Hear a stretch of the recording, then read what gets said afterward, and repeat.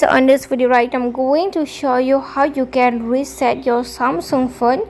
So friends, before we start this video, do not forget to like and subscribe my channel. Okay, so let's start the video. First of all, friends, here you have to click on setting. Then from here you have to scroll on the down, and here you can see the option of the account and backup. So friends, here you have to click on account and backup. When you click on account and backup, here you can see the reset option. Just click on reset.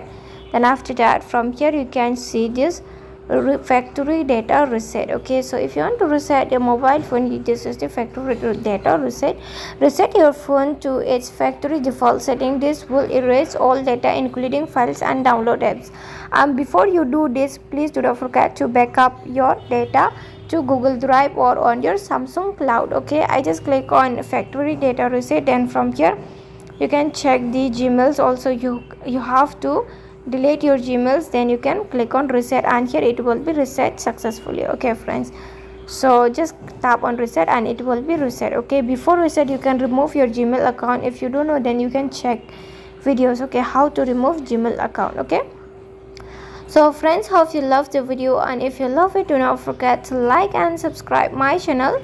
Friends, thanks for watching. Bye.